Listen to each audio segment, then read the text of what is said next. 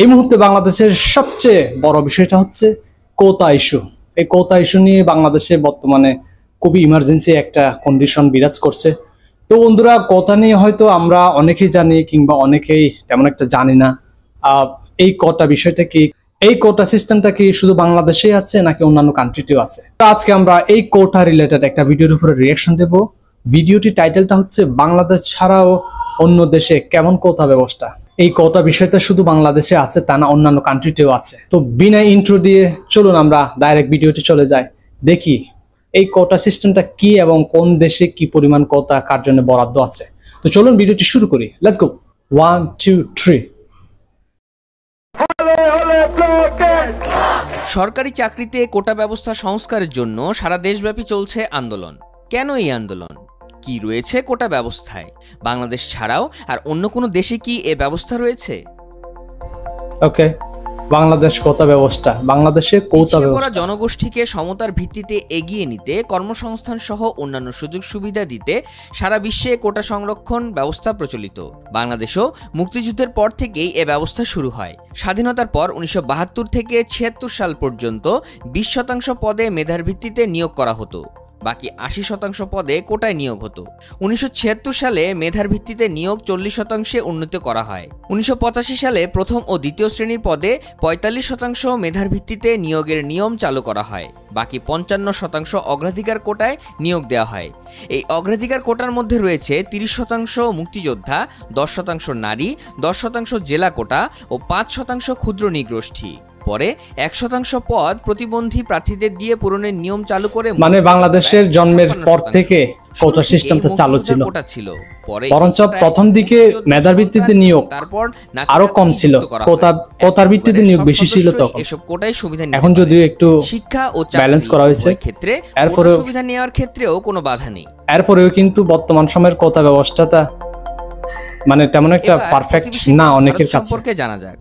ভারতে এবার ভারতের 5 ধরনের কোটা রয়েছে: উপজাতি কোটা, বিভিন্ন জাতভিত্তিক কোটা, অন্যান্য অনগ্রসরের জন্য কোটা, অর্থনৈতিকভাবে দুর্বল এবং বিভিন্ন রাজ্য সংখ্যালঘু কোটা। এর মধ্যে উপজাতি কোটা 7.5%, জাতভিত্তিক কোটা 15%, অর্থনৈতিকভাবে দুর্বল তথা দরিদ্রদের জন্য 10% এবং সংখ্যালঘু ও অন্যান্য অনগ্রসরদের জন্য 27% কোটা ভারতে সরকারি চাকরি ও উচ্চশিক্ষায় বিদ্যমান। তবে মোট 59.5% কোটা থাকলেও দেশটিতে কোটার জন্য রয়েছে একটি সুষ্ঠু ব্যবস্থা। একটি পরিবারের মাত্র একজনই কোটা সুবিধা গ্রহণ করতে পারবে এবং যদি কেউ উচ্চশিক্ষার জন্য কোটা গ্রহণ করে তবে সে চাকরিতে কোটা সুবিধা পাবে না।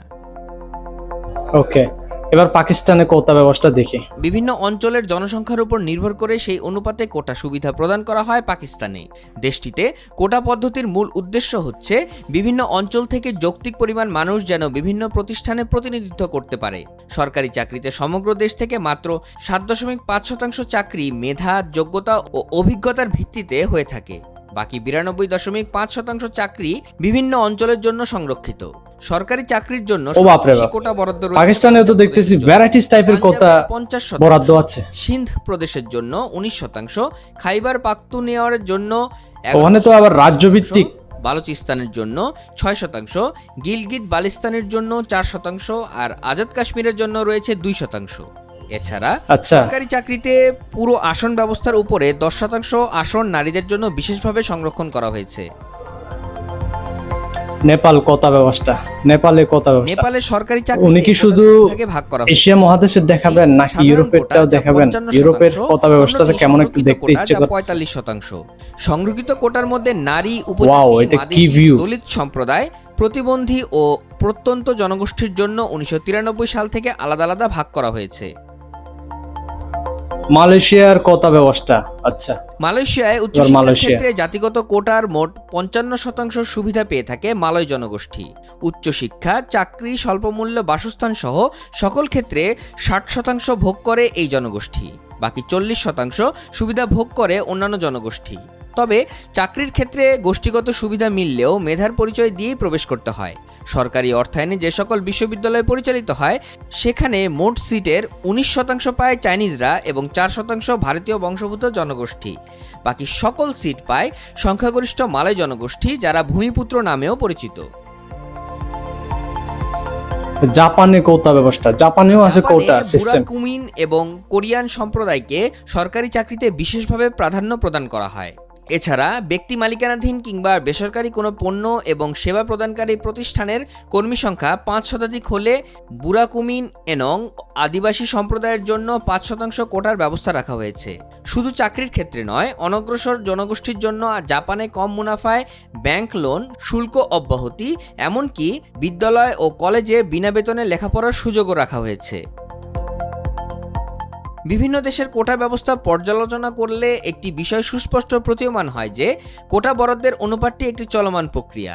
অনগ্রসর জনগোষ্ঠীর আর্থসামাজিক অবস্থার পরিপ্রেক্ষিতে এই কোটা বরাদ্দ করা হয় বিধায় সময়ের সাথে সাথে ওই জনগোষ্ঠীর অবস্থার উন্নতি হলে বিভিন্ন সময়ে এ ব্যবস্থার সংস্কার সাধন করা হয়েছে। মানে অবস্থান ভেদে এগুলো আবার চেঞ্জ হয়ে যায়। The business standard.